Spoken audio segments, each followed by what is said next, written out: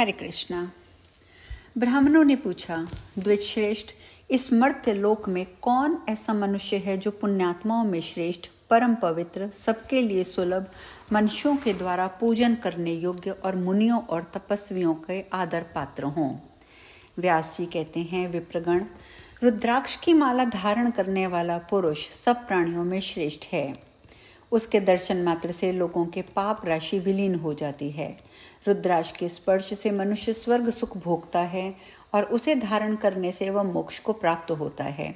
जो मस्तक पर तथा हृदय और बाह में भी रुद्राक्ष धारण करता है वह इस संसार में साक्षात भगवान शंकर के समान माना जाता है।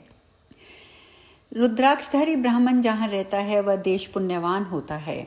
रुद्राक्ष का फल तीर्थों में महान तीर्थ के समान है। ब्रह्म ग्रंथि से युक्त मंगलमय रुद्राक्ष की माला लेकर जो जप, दान, स्तोत्र, मंत्र और देवताओं का पूजन तथा दूसरा कोई पुण्य कर्म करता है वह सब अक्षय हो जाता है तथा उससे पापों का क्षय होता है। श्रेष्ठ द्विजगण, अब मैं माला का लक्षण बतलाता हूँ, सुनो। उसका लक्षण जानकर तुम लोग मोक्ष मार्ग प्राप्त कर लोगे। जिस रुद्राक्ष में योनि चिन्ह ना हो, उसमें कीड़ों ने छेद कर दिया हो, जिसका लिंग चिन्ह मिट गया हो तथा जिसमें 2 बीज एक साथ सटे हुए हों, ऐसे रुद्राक्ष के दाने माला में नहीं लेने चाहिए। जो माला अपने हाथों से गुंधी हुई और ढीली ढाली हो, उसके दाने एक दूसरे से सटे हुए हों और अन्यथा किसी पाप जनित व्यक्ति ने जिसे गूंथा हो, ऐसी माला अशुद्ध होती है।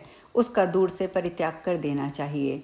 जो सर्प के समान आकार वाली, एक और से बड़ी और क्रमशः छोटी, नक्षत्रों से शोभा धारण करने वाली, सुमेरु से युक्त तथा सटी हुई ग्रंथि के कारण शुद्ध है, वही माला उत्तम मानी गई है। विद्वान पुरुष को वैसी ही माला पर जप करना चाहिए। उपयुक्त लक्षणों से शुद्ध रुद्राक्ष की माला हाथ में लेकर मध्यमा उंगली से लगे हुए दानों को क्रमशः अंगूठे से सरकाते हुए जप करना चाहिए। मेरु के पास पहुंचने पर माला को हाथ से बार बार घुमा लेना चाहिए। मेरु का उल्लंघन करना उचित नहीं है। वैदिक, पौराणिक तथा आगमोक्त जितने भी मंत्र हैं, सब रुद्राक्ष माला पर जप करने से अभीष्ट फल के उत्पादक और मोक्षदायक होते हैं।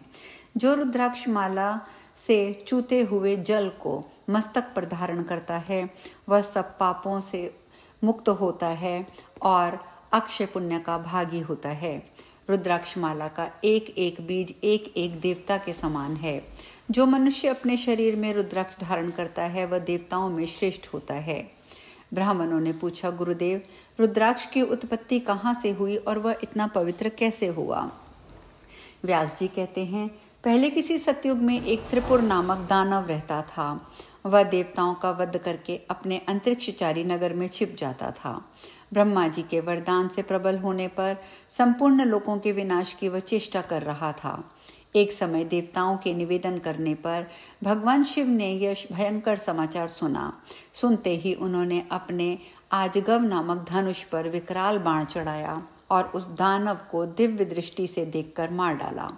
दानव आकाश से टूटकर गिरने वाली बहुत सी उल्काओं के समान पृथ्वी पर जा गिरा। इस कार्य में अत्यंत श्रम होने के कारण रुद्रदेव के शरीर से पसीने की बूंदें टपकने लगी। उन बूंदों से तुरंत ही पृथ्वी पर रुद्राक्ष का महान वृक्ष प्रकट हुआ। उसका फल अत्यंत गुप्त होने के कारण साधारण लोग उसे नहीं जानते। तदंतर एक दिन कैलाश के शिखर पर विराजमान हुए देवादिदेव भगवान शंकर को प्रणाम करके कार्तिकेय जी ने कहा, तात, मैं रुद्राक्ष का यथार्थ फल जानना चाहता हूँ। उस पर जप करने और उसको धारण या दर्शन या स्पर्श करने से क्या फल मिलता है? भगवान शिव ने कहा, रुद्राक्ष के धारण करने से संपूर्ण पापों से मनुष्य छूट जाता है। यदि कोई हिंसक पशु भी कंठ में रुद्राक्ष धारण करके मर जाए तो रुद्र स्वरूप हो जाता है। फिर मनुष्य आदि के लिए तो कहना ही क्या। जो मनुष्य मस्तक और हृदय में रुद्राक्ष की माला धारण करके चलता है उसे पग पग पर अश्वमेध यज्ञ का फल प्राप्त होता है। रुद्राक्ष में से 1 से लेकर 14 मुख होते हैं। जो कितने भी मुख वाले रुद्राक्षरों को धारण करता है वह सब मेरे समान है। इसलिए पुत्र, तुम पूरा प्रयत्न करके रुद्राक्ष को धारण करो।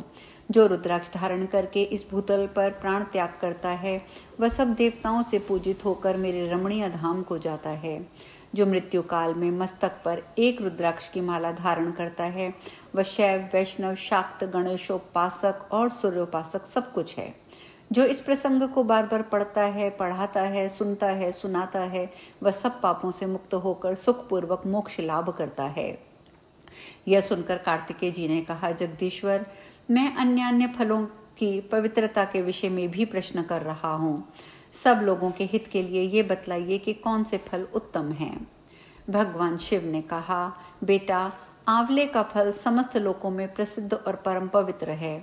इसे लगाने पर स्त्री और पुरुष सभी जन्म मृत्यु के बंधन से मुक्त हो जाता है। यह पवित्र फल भगवान श्री विष्णु को प्रसन्न करने वाला और शुभ माना गया है। इसके भक्षण मात्र से मनुष्य सब पापों से मुक्त हो जाता है। आंवला खाने से आयु बढ़ती है, उसका जल पीने से धर्म संचय होता है और उसके द्वारा स्नान करने से दरिद्रता दूर होती है और सब प्रकार के ऐश्वर्य प्राप्त होते हैं। कार्तिकेय, जिस घर में आंवला सदा मौजूद रहता है वहां दैत्य और राक्षस नहीं जाते। एकादशी के दिन यदि एक ही आंवला मिल जाए तो उसके समान गंगा, गया, काशी और पुष्कर आदि तीर्थ का भी विशेष महत्व नहीं रहता। जो दोनों पक्षों की एकादशी में आंवले से स्नान करता है उसके सब पाप नष्ट हो जाते हैं और वह विष्णु लोक में सम्मानित होता है। शरानन, जो आंवले के रस से सदा अपने केश साफ करता है वह पुनः माता के स्तन का दूध नहीं पीता।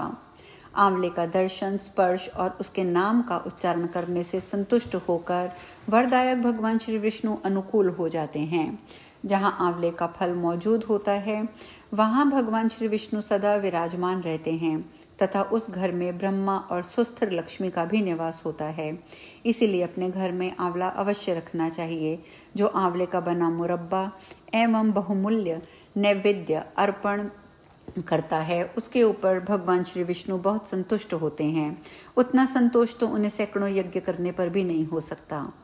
स्कंद, योगी, मुनियों और ज्ञानियों को जो गति प्राप्त होती है वही आंवले का सेवन करने वाले मनुष्य को मिलती है। तीर्थों में वास और तीर्थ यात्रा करने से तथा नाना प्रकार के व्रतों से मनुष्य को जो गति प्राप्त होती है वही आंवले का सेवन करने से मिलती है।